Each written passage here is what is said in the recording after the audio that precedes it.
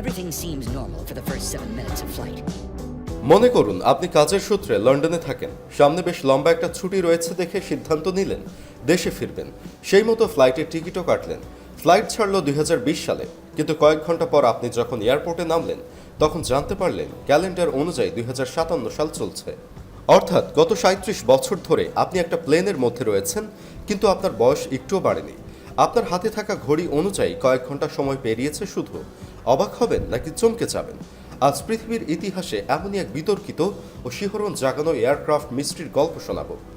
সাল 1955, জুলাই মাসের 2 তারিখে একটি 914 আমেরিকান ফ্লাইট নিউ ইয়র্ক থেকে রওনা দিল মায়ামির উদ্দেশ্যে।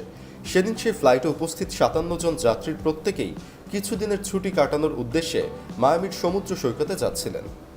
ওই 57 জন যাত্রী ছাড়াও সেদিন ওই প্লেনে ছিলেন ক্যাপ্টেন ও ক্রু সহ আরও 6 জন।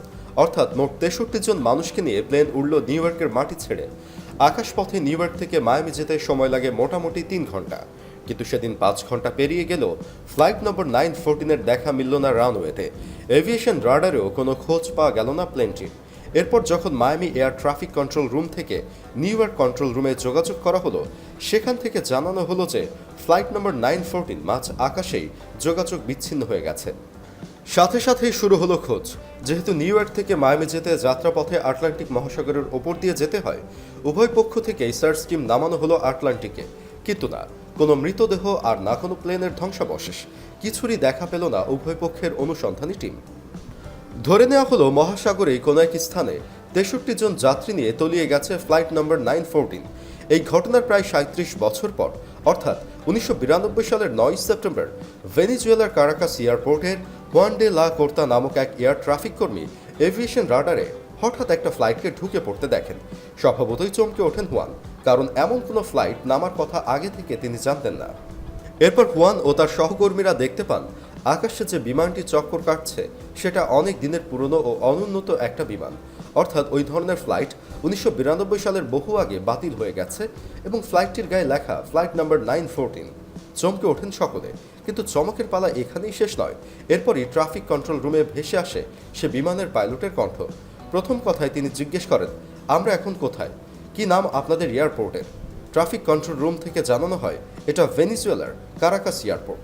উত্তর শুনে চমকে যান পাইলট। তিনি বলেন, কিন্তু আমাদের তো নিউ ইয়র্ক থেকে সোজা মায়ামি এয়ারপোর্টে নামার কথা। পাইলটের উত্তর শুনে বিস্মিত হয়ে যান হুয়ান ও তার সহকর্মীরা, কারণ ভেনিজুয়েলা থেকে মায়ামির দূরত্ব প্রায় 1100 মাইল। একজন দক্ষ পাইলট এতটা ভুল পথে কখনোই আসতে পারে না। আর কথা না বাড়িয়ে ফ্লাইটটিকে রানওয়েতে নামার বন্দোবস্ত করে দেন হুয়ান।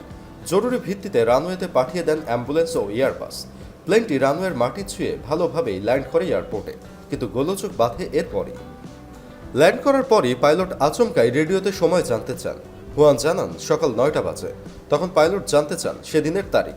হুয়ান জানান 9 সেপ্টেম্বর 1992। কথাটা শোনা মাত্রই আচমকা আবার ইঞ্জিন চালু করে দেন পাইলট। বহুবার বারণ করা হয় তাকে, কিন্তু তিনি না থেমে স্পিড বাড়িয়ে একসময় গোটা ফ্লাইট সহ আবার আকাশে উড়ে যান। এই ঘটনার পর আর কখনো খুঁজে পাওয়া যায়নি ফ্লাইট নম্বর 914-কে। তবে এই ঘটনা নিয়ে যথেষ্ট বিতর্ক রয়েছে। কেউ কেউ বলেন এই ঘটনা ভেনিজুয়েলা সরকারের সাজানো গল্প। আবার কেউ কেউ বলেন ফ্লাইট নম্বর 914 নাকি কোনো পাহাড়ি এলাকায় ল্যান্ড করেছিল আর প্যাসেঞ্জারেরা ফিরে গিয়েছিল নিজ নিজ বাড়িতে। কিন্তু ভয়ে তারা আর সামনে আসেননি, কারণ 37 বছর পর বাড়ি ফিরে তারা দেখেন সকলের বয়স 37 বছর বেড়ে গেলেও তাদের বয়স তখনও একই রয়ে গেছে। দর্শক, আমাদের ভিডিওটি কেমন লেগেছে তা আমাদের কমেন্ট করে জানাবেন। ভালো লাগলে লাইকে ক্লিক করবেন।